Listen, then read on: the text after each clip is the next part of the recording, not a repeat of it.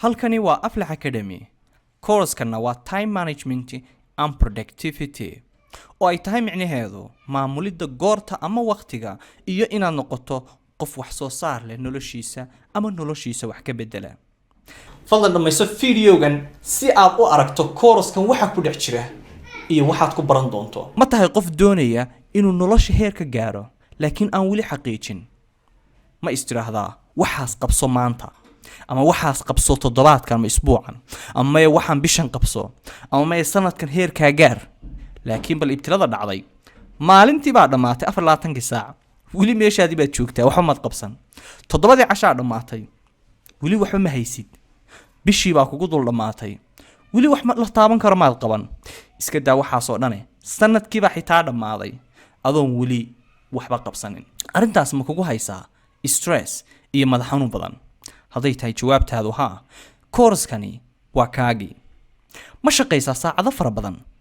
laakiin haddaad shaqayso haddana lacag la'aan iyo shiid madax xanuun ma la tahay mar kasta oo kaydba ma lihid biilka unbaad cayrisaa.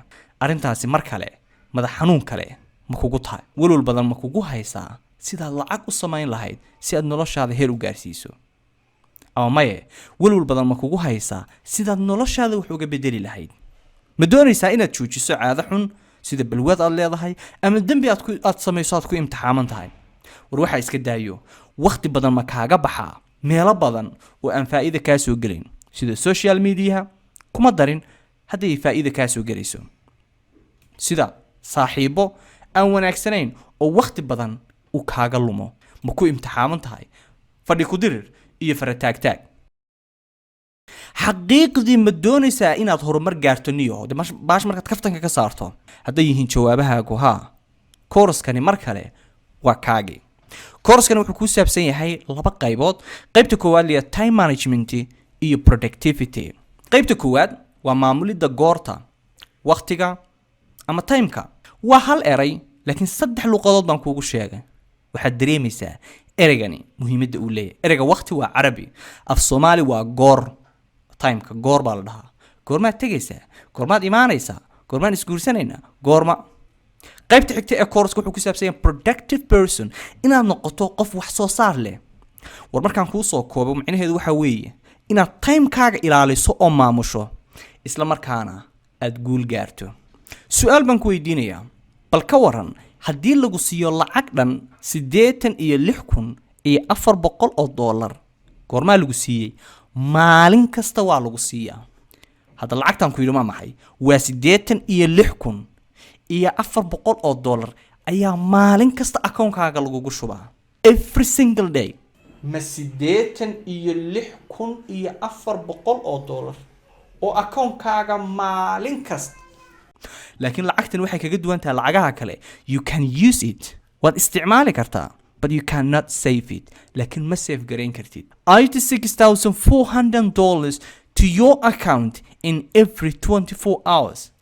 ma 24 saac ee kasta akoonkaaga waxaa lagugu shubaa 86,400 oo dollar.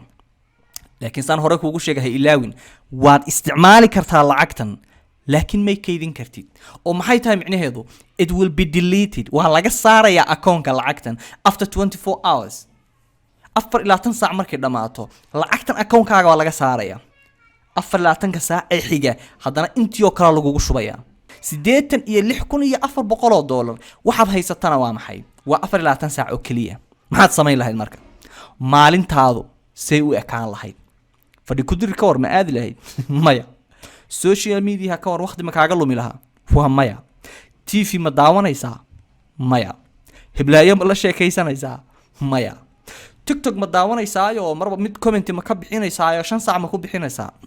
maya. kubad ma ciyaari lahayd? maya. iska daa ma daawan lahayd xitaa ma tiraahid? maya. maxay tahay sababtu? because you have $86,400 in 24 hours. 24 saacadood oo kaliya ayaad haysataa. waxaadna haysataa lacagta intaa la eg. 24 saac kadibna way akoonkaaga way ka baxaysaa. maxaad samayn lahayd marka? dee ilaahay markaynu ka cabsano saladaada qaadan lahayd sooma? suuqa tag, supermarketka tag, buuxi wax allaali wixii ku jira haddaad doontay qaad.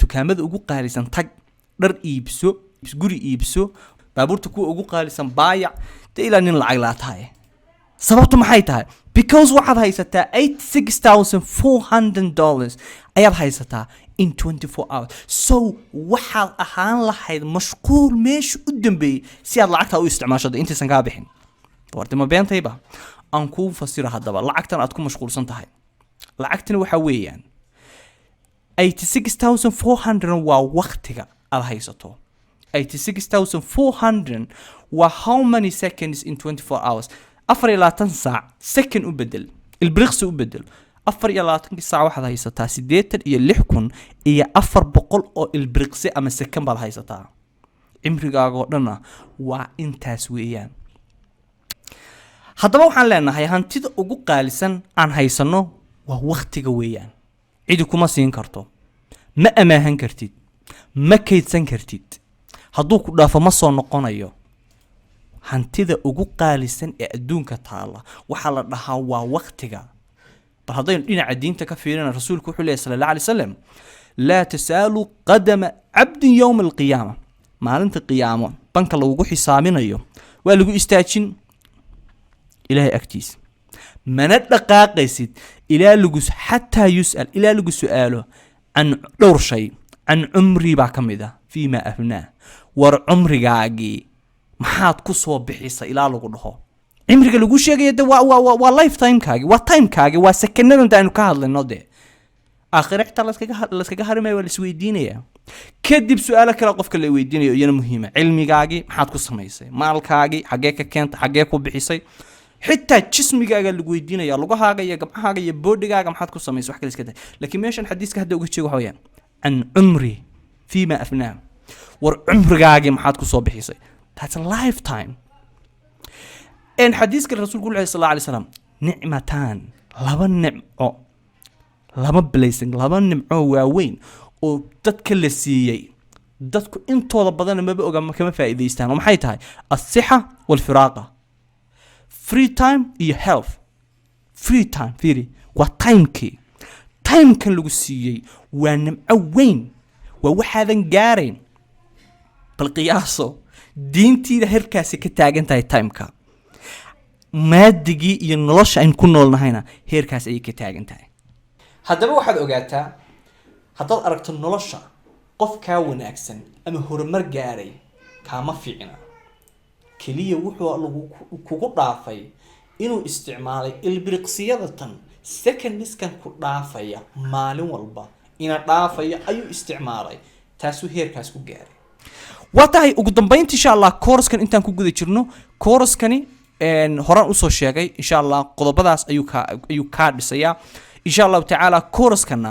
halkii ayuu ku siinaya haddaynu fiirino contentiska course-kan intaan ku guda jirno aynu ku baran doono waa chapterada ugu waaweyn inta way ka badan yihiin laakiin waa chapterada ugu waaweyn waxa kamid ah setting and writing goals horta inaan yool yeelato nolosha waxa la dhahaa qofka haduusan goal lahayn waa qof iska socdo oo meel u socdaan aan garanayn so nolosha suurtagal ma inaad goal lahayn inaad meel gaarto so waxaan arki doonaa sida yool loo sameeyo waxaan arki doonaa killers of time and productivity waxyaabaha time ka dila iyo wax soo saarka waxyaabaha dila inaad barato techniques of productivity farsamooyinka casriga ee wax soo saarka ayuu insha Allah ka hadli doonaa best tools for digital productivity dhinaca online-ka ama digitalka toolska ama maaragtay qalabka ugu wanaagsan la isticmaalo ee wax soo saarka create morning routine saad u sameyn lahayd subax wax soo saar leh macnaha subax kasta maxaa laga rabaa inaad sameyso marka soo kacdo saad u noqoto qof productive ah waxaan ka hadli doonaa productivity tips for your smartphones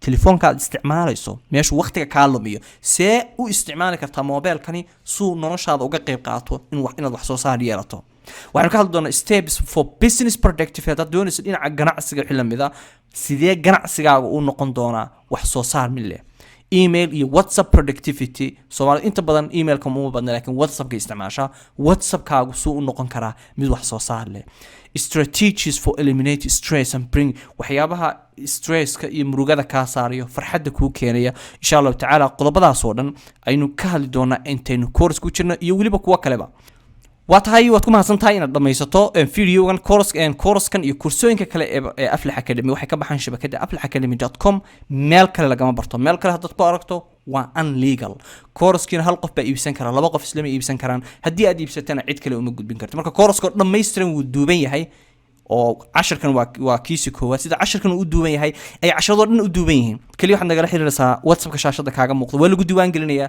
adna waxaad helaysaa kooraskii oo dhammaystiran soo dhawow halkani waa Aflax Academy